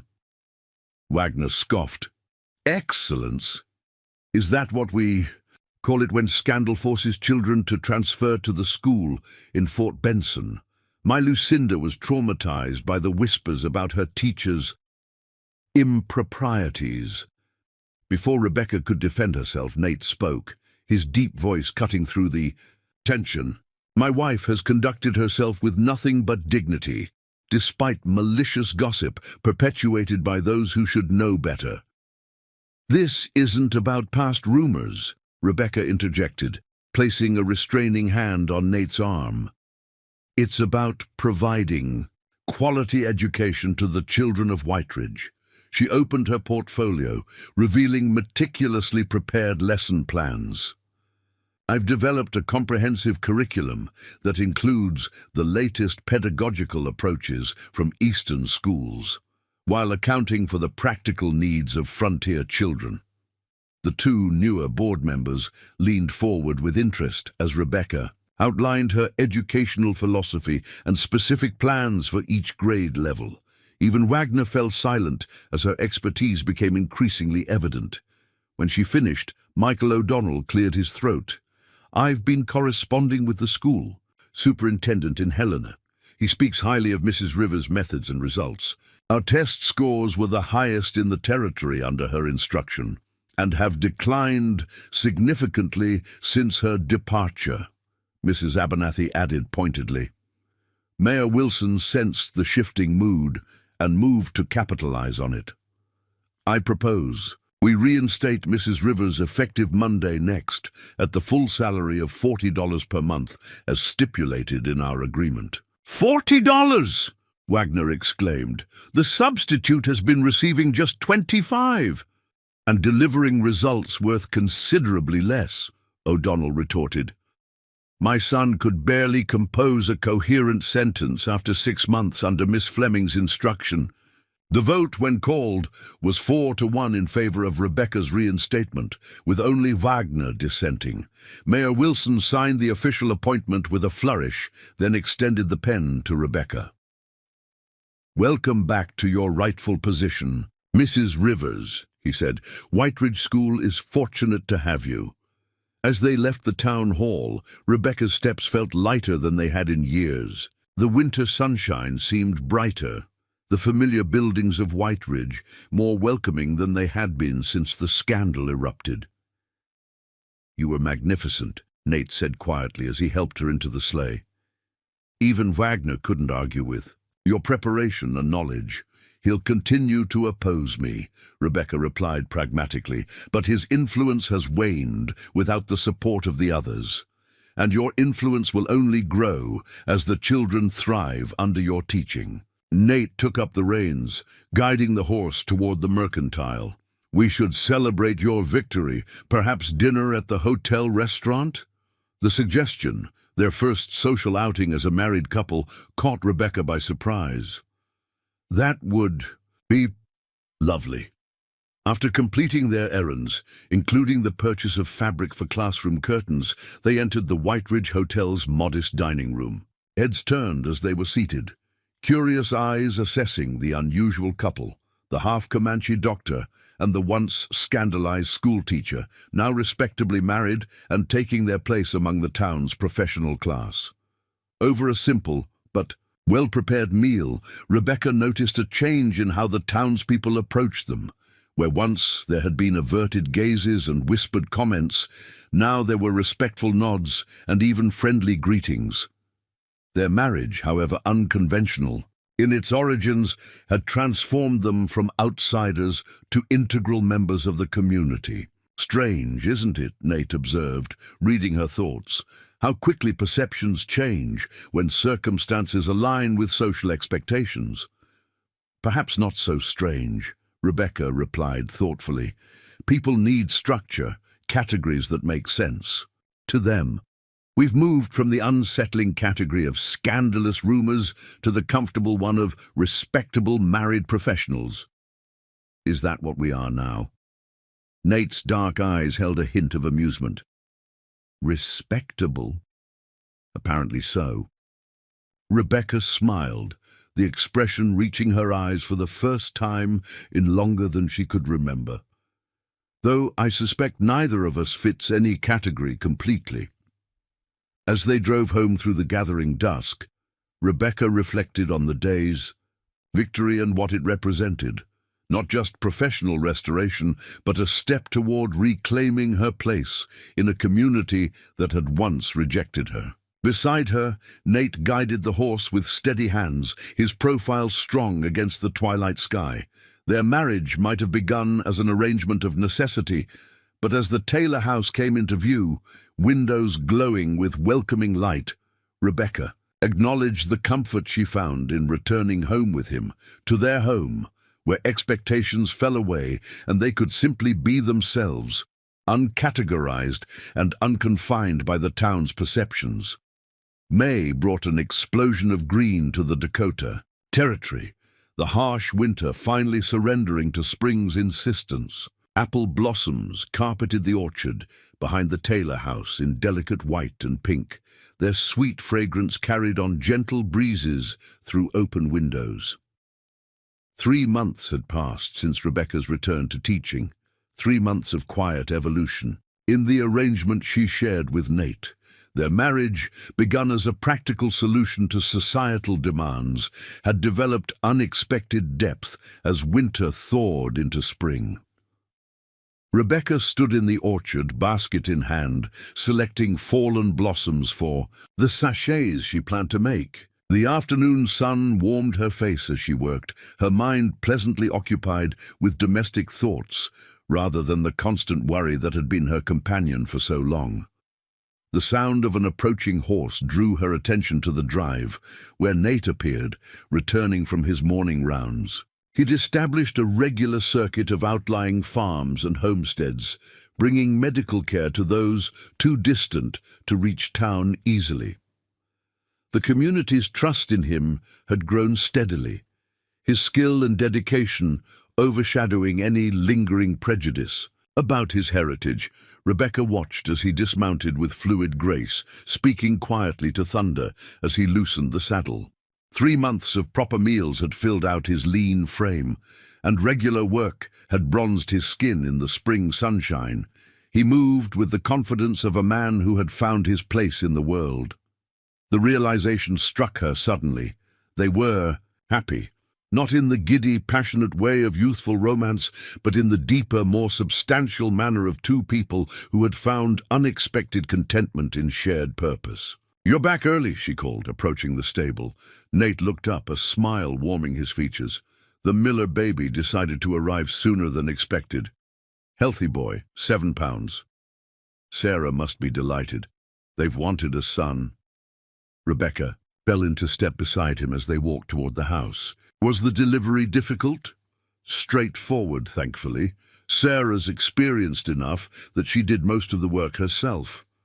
I was barely needed. Inside, their home had transformed from the empty shell they'd first encountered. Simple, but elegant. Furniture, some purchased, some crafted by Nate's skilled hands, now filled the rooms.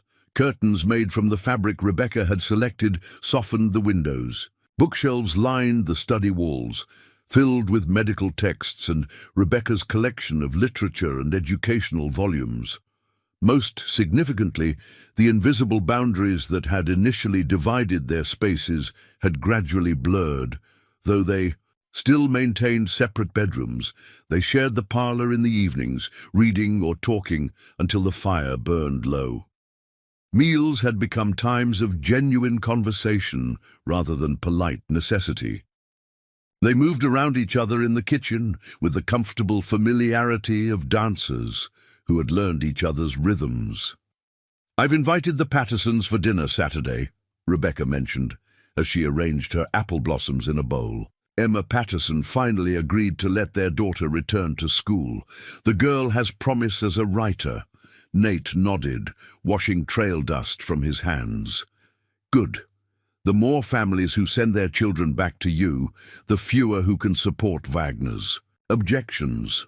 Though Rebecca's position had been officially secured, Harold Wagner continued his subtle campaign against her, encouraging certain families to withhold their children from her classroom. Each student who returned represented a small victory. "Wagner's influence wanes each day," Rebecca observed. "Sheriff Cooper mentioned that even the Cattlemen's Association has grown tired of his vendetta." "People recognize authenticity," Nate replied, drying his hands. "Your dedication to the children speaks louder than any rumors." Rebecca smiled at his unwavering support, one of the many unexpected gifts of their arrangement. "I've prepared a cold supper. The heat seemed too much for cooking." They ate on the back porch, enjoying the lengthening spring evening. Conversation flowed easily between topics: Nate's patients, Rebecca's students, plans for expanding the vegetable garden, a letter received from the medical college where Nate had trained. As twilight settled over the orchard, painting the apple blossoms in shades of lavender and gold, Rebecca found herself studying her husband's profile. The stern lines that had marked his features when he first returned to Whiteridge had softened, though the strength remained. "What is it?" he asked, catching her gaze. "I was just thinking about Martha," Rebecca answered truthfully. "About what?" "She whispered to me at our wedding." Nate turned to face her fully, curiosity in his dark eyes. "You never told me what she said." "She said, 'The heart knows what the mind cannot yet accept.'"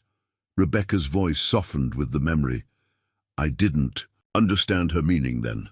A charged silence settled between them, weighted with unspoken feelings that had grown over the months of shared life.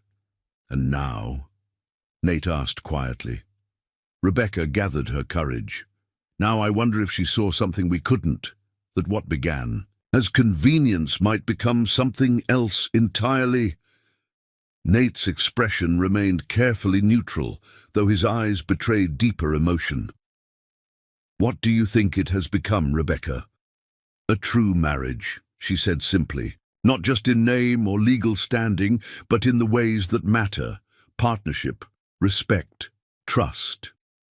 She hesitated, then added softly, "affection." The last word hung in the air between them, an acknowledgement of the subtle shift in their relationship that neither had dared name until now. Nate reached across the small space separating them, his hand covering hers. "Martha once told me that healing comes in many forms. Some wounds require medicine, others need time, and the deepest ones can only be mended by love."